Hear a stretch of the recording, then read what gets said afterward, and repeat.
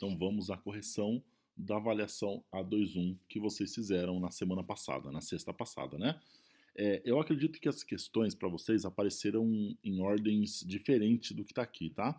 Eu acho que ele seleciona as questões aleatoriamente para cada aluno, as alternativas também mudam de posição, tá bom? Mas as questões são sempre as mesmas, tá? Então eu vou deixar aqui na ordem do PDF, são as mesmas questões que vocês fizeram, não importa a ordem, tá legal? Então, a primeira questão. A função horária, equação que define a posição em função do tempo de um carro em movimento retilíneo uniforme, é dada por x igual a 100 mais 8t, onde x é dado em metros e t em segundos. Analise as afirmativas abaixo e marque aquela que determina em que instante, em segundos, o automóvel passará pela posição 260 metros. Tá, pessoal? Então aqui eu tenho a equaçãozinha, né, que rege a posição do móvel para cada instante de tempo. Posição final é igual a 100 mais 8 vezes t.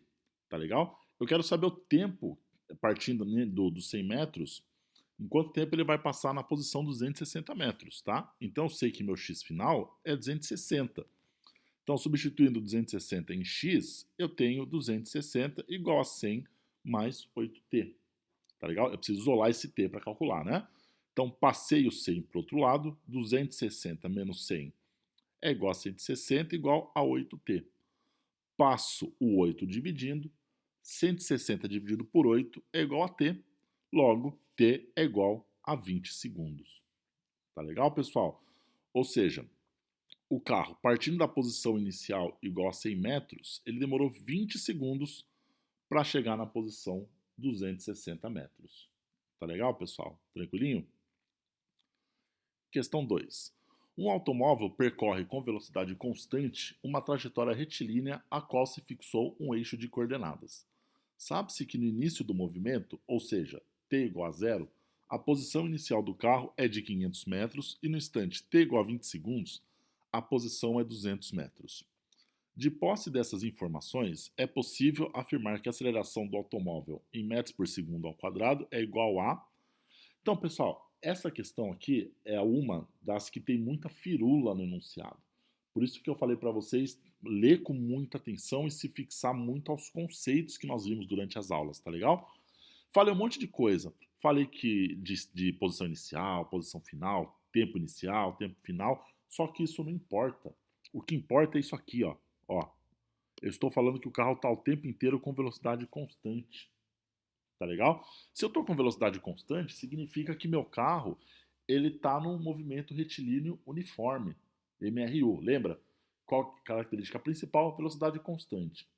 Se a velocidade é constante, e levando em consideração que o conceito de aceleração é variação de velocidade em função do tempo, significa que minha aceleração é nula.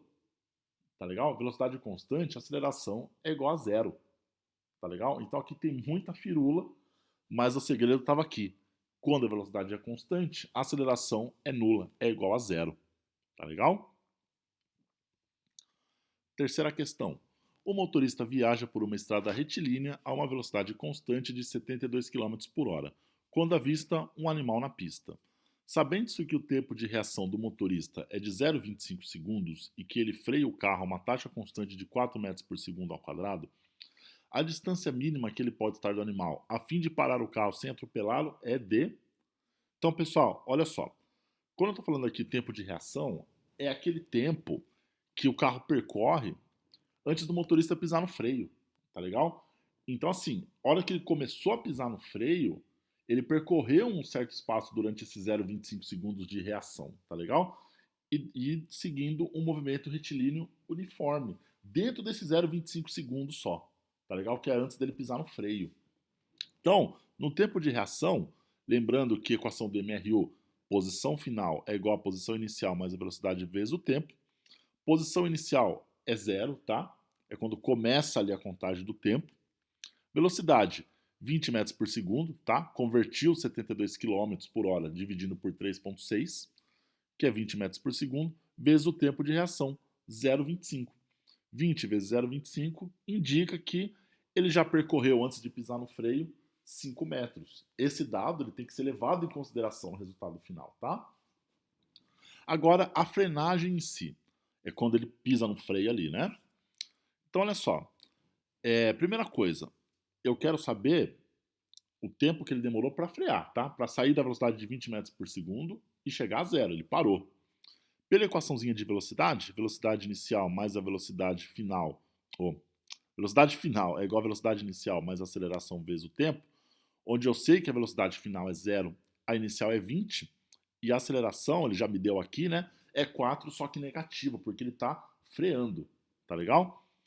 Então zero igual a 20 menos 4t, joguei o 20 para o outro lado, menos 20 é igual a menos 4 dividindo, menos 20 dividido por menos 4 dá 5 segundos, tá? Ou seja, o carro demorou 5 segundos para frear.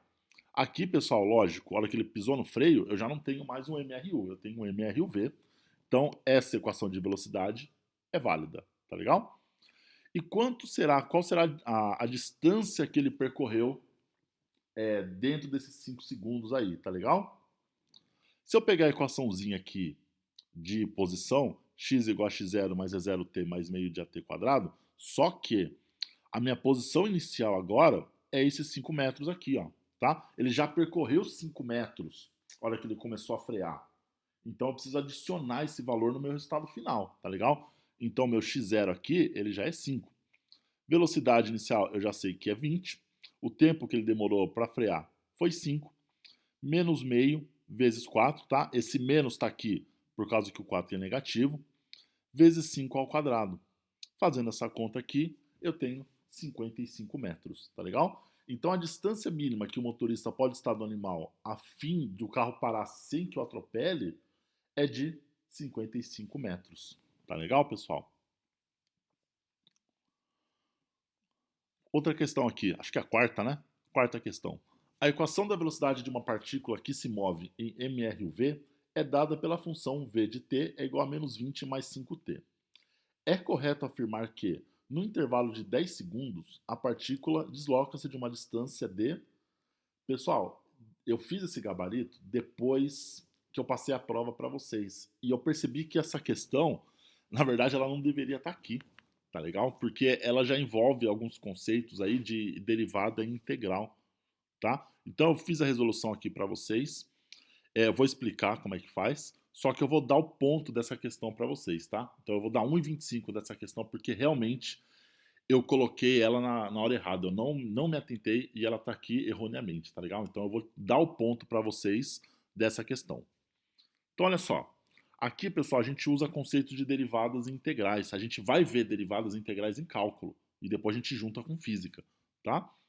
Partindo da equação v igual a menos 20 mais 5t, eu sei que a velocidade ela pode ser escrita como uma derivada, variação da posição em função do tempo, dx dt.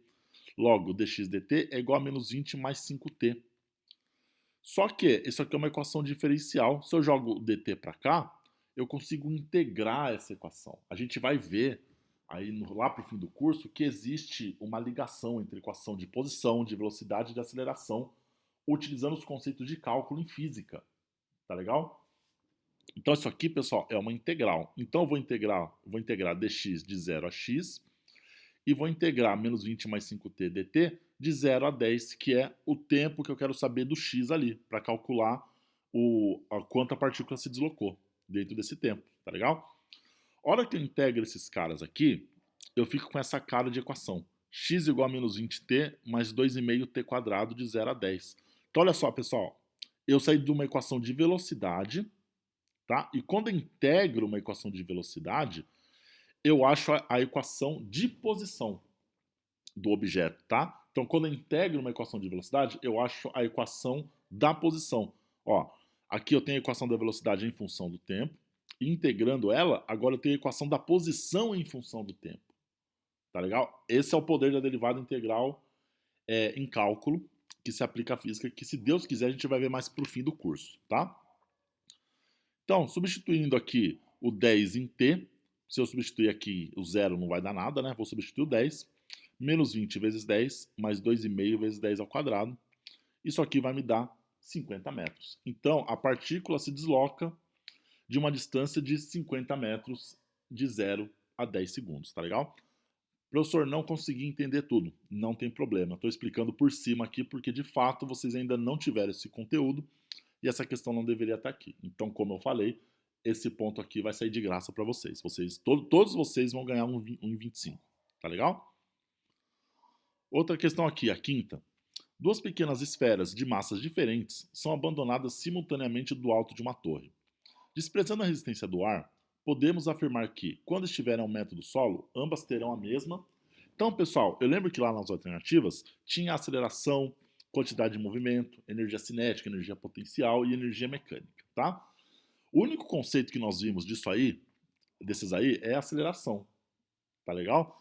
Quantidade de movimento, energia cinética, energia potencial, todas elas dependem da massa do objeto. A gente vai falar disso mais pra frente no curso também, tá legal? Só que os dois objetos estão caindo ali simultaneamente do alto de uma torre e eles estão sujeitos ao quê? À gravidade, à aceleração da gravidade, tá? Logo, não importa a massa que eles tenham, pode ser igual, pode ser diferente, a aceleração que atua sobre os mesmos é igual, tá legal?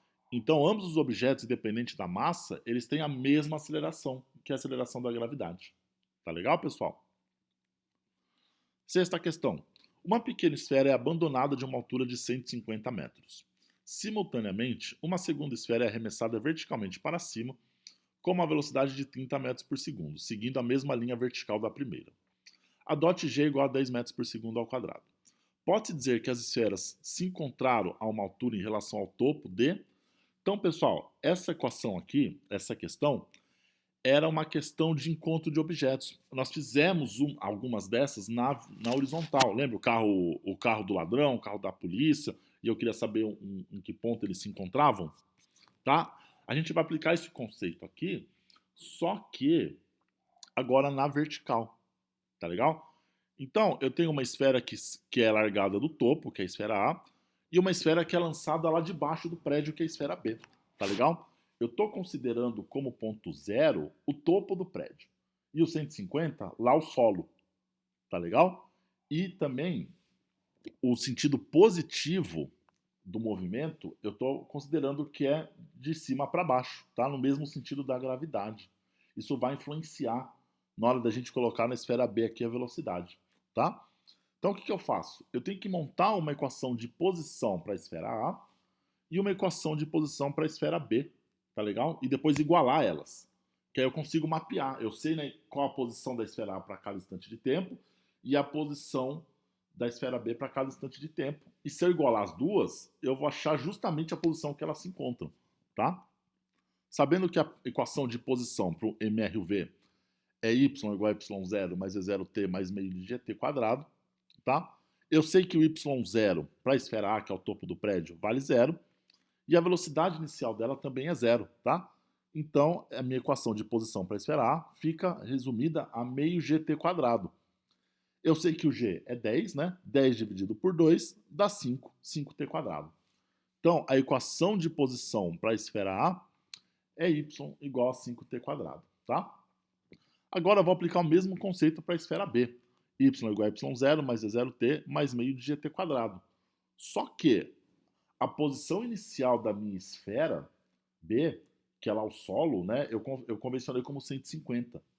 Então, o y0 para a esfera B vale 150. A velocidade dele é 30, ele é lançado com 30 metros por segundo, tá? Só que tem um negativo aqui, ó. Por que esse negativo tá aqui, pessoal? Porque tá convencionando que o B, ele tá no sentido contrário ao que eu chamei de positivo, tá? Lembra que eu chamei de positivo o sentido de cima para baixo? Aqui ele tá indo de baixo para cima, tá? Por isso que tá esse menos aqui, para dizer que a esfera B tá no sentido contrário ao que a gente chamou de positivo, tá? Então, menos 30t mais meio de gt quadrado, mesma coisa, 10, só que agora ele é negativo também, né, porque está contra a gravidade, menos 10 dividido por 2, menos 5t quadrado. Tá legal, pessoal? Aí eu quero saber o ponto de encontro entre elas, igual às equações, tá? Eu posso falar que a posição de A é igual à posição de B. Então, 5t quadrado é igual a 150 menos 30t menos 5t quadrado. 150 menos 30t menos 10t quadrado é igual a zero. Passei tudo para um lado só, tá legal? Aí, para simplificar, pessoal, eu dividi tudo por todos os termos por menos 10, tá? Não é necessário esse passo, mas simplifica porque eu trabalho com números menores, tá? Dividindo por menos 10, eu vou resumir essa equação a t quadrado mais 3t menos 15 é igual a zero. Uma equação de segundo grau, tá? E aqui, então, se eu tenho uma equação de segundo grau, eu posso utilizar Bhaskara para achar as raízes da minha equação, que é os valores de tempo, tá? Então, delta igual a b quadrado menos 4ac, depois t igual a menos b mais ou menos raiz de delta sobre 2a, tá? Eu vou achar dois tempos, um tempo positivo e um tempo negativo. Não existe tempo negativo, tá bom, pessoal? Então, a gente utiliza o tempo positivo, tá? O tempo positivo vale 2,65 segundos, tá legal? Então, eu calculei o tempo que as esferas demoraram para se encontrar, tá legal? Só que agora eu preciso calcular a posição que elas se encontram, tá? Então, se eu jogar a equação do tempo na equação de posição de B ou na equação de posição de A, eu vou achar o valor de aproximadamente 35 metros, tá? Em ambas, tá legal? Nesse caso aqui, eu escolhi a esfera A, tá? A equação da esfera A, 35 metros. Vocês poderiam ter escolhido da esfera B também, daria aproximadamente os mesmos 35 metros. Tá legal, pessoal?